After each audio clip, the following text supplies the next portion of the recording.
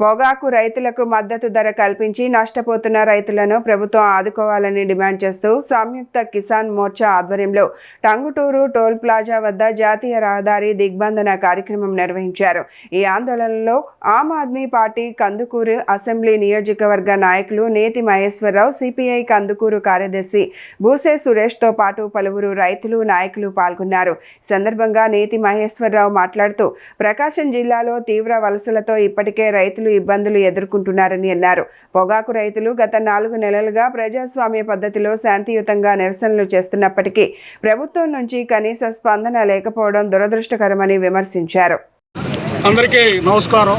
ఈరోజు మనం toll plaza దగ్గర ఉన్న టంగుటూరు దగ్గర ఈ ఫార్మర్స్ ఆల్మోస్ట్ 3-4 నెలల నుంచి పాపం అడుగుతూ ఉన్నారు, ధర్మదీక్ష చేస్తూ ఉన్నారు, చాలా పద్ధతిగా ఉన్నారు.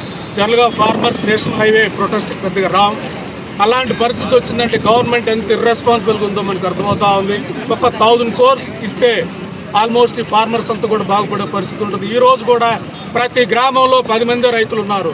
ఆ 10 మంది రైతులే గ్రామీణ వ్యవస్థను మొత్తం బాగుపరుస్తున్న పరిస్థితుల్లో ఈ 10 మంది రైతులు కూడా పొగాకు లాస్ వల్ల బయటకు వెళ్ళిపోతే గ్రామాల్లో జనాలు ఉండే పరిస్థితి ఉంటుంది. ఆ రోజు మీరు చెప్పే డెవలప్మెంట్ ఉన్నవాళ్ళకో లేదా కార్పొరేట్లకో ఉంటుంది, కానీ రైతులకి గ్రామాల్లో ఉండే వాళ్ళకి ఉండదు. కాబట్టి ఇప్పటికైనా చంద్రబాబు నాయుడు గారు దీన్ని అర్థం చేసుకోవాలి. అభివృద్ధి అంటే అందరూ అభివృద్ధి అవ్వాలి, గ్రామీణ అభివృద్ధి జరగాలి. గ్రామీణ అభివృద్ధి ఆంధ్రప్రదేశ్ ఆర్థిక వ్యవస్థకు మూలం. ఇప్పటికైనా మీరు అర్థం చేసుకుని పనికిమాలిన పథకాలన్నింటిలో పెట్టే వాటిలో ఒక 1000 కోట్లు మీరు ఇస్తే 10 నియోజకవర్గాలు కవర్ అయ్యే పరిస్థితి ఉంటుంది. మినిమం దాని మీద కూడా మీరు ఆలోచించలేని పరిస్థితి ఉన్నారంటే మీరు కార్పొరేట్ల కోసం పనిచేస్తున్నారన్న అభిప్రాయం రైతులకు ఆల్రెడీ ఉంది. అది ఇంకా బలపడే పరిస్థితి ఉంటుంది. కాబట్టి కనీసం ఈ తారన్నా కార్పొరేట్లు కాదు, రైతుల కోసం కూడా ఉంటానని మీరు ఆలోచించాలి. ఎందుకంటే గత గవర్నమెంట్ మేము కూడా మాట్లాడాం, ఆ గవర్నమెంట్ సరిగా చేయలేదని మీరు అన్ని చెప్పారు. మీరు వస్తే అన్ని చేస్తారని చెప్పారు. మీరు చేయాలని మేము కోరుకుంటా ఉన్నాం. ముఖ్యంగా ఇక్కడ నేను చెప్పదలుచుకుంటున్నది, కార్పొరేట్లు ఎవరైతే ఉన్నారో ఐటీసీ ఎవ్రీ ఇయర్ వాళ్ళ ప్రాఫిట్ వస్తూ ఉంటుంది, బట్ లాస్ వస్తే మనం భరాయించాల్సిన పరిస్థితి వస్తూ ఉంది. నేను చూస్తూ ఉన్నా గత 30 సంవత్సరాల నుంచి ఒక ఫార్మర్ బిడ్డగా, టొబాకో ఫార్మర్ బిడ్డగా మా రైతులందరూ ఊరోళ్ళు వలస వెళ్ళిపోతున్న పరిస్థితి, అప్పులతో సతమతం అవుతున్న పరిస్థితి. బట్ ఐటీసీ 1000 కోట్ల వెళ్ళిన పరిస్థితి ఐటీసీకి వచ్చాక ఇది. ముఖ్యంగా చెప్పాలంటే మొన్న చంద్రబాబు నాయుడు గారి అబ్బాయి లోకేష్ బాబు అంటున్నాడు, నేను ఇస్తా భూమి 99 పైసలు అన్నారు. ఇవ్వండి సార్, మేమేం కాదన్నాం. Development, corporate development, industry development కూడా కావాలి. ఫార్మర్స్ కోసం 1000 కోర్స్ అలొకేట్ చేయండి అంటున్నాం.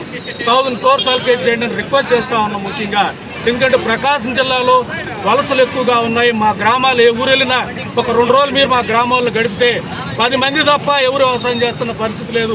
ఆ 10 మంది కూడా కౌలు రైతులు ఉన్నారు. వాళ్ళకి బేర్నీకి 4 లక్షలుగా నాసు వచ్చిందంటే ఆ 10 లక్షలు తీరవడానికి చెన్నై, మద్రాసు, విజయవాడ వెళ్ళి వాచ్మెన్గా పనిచేస్తున్న దౌర్భాగ్య స్థితి మా రైతులు కలుగుతూ ఉంది. ఇదే మా ఆవేదన. అలాంటి ఒక చార్టెడ్ అకౌంటెంట్ గారు రాజకీయాలకు వచ్చామంటే మా రైతులు ఇక్కడ వ్యవసాయాలు అప్పులైపోయి విజయవాడలో వాచ్మెన్గా పనిచేస్తున్నారంటే సిగ్గుపడాలి, ప్రభుత్వాలు సిగ్గుపడాలి. ఇప్పటికైనా అర్థం చేసుకుని మీరు దీనికి స్పందించి దీనికి ముఖ్యంగా 1000 కోర్స్ కానీ అలొకేట్ చేసి, అలాగే ఎవరైతే రైతులు నష్టపోయి ఉంటారు, ఇప్పటివరకు ఆల్రెడీ అమ్మేసిన పరిస్థితి ఉన్న రైతులు ఉన్నారు కాబట్టి వాళ్ళకి కాంపన్సేషన్ ఇవ్వండి. అవసరమైతే వాళ్ళకి ఏమన్నా ప్రభుత్వ స్కీములు ఇవ్వండి.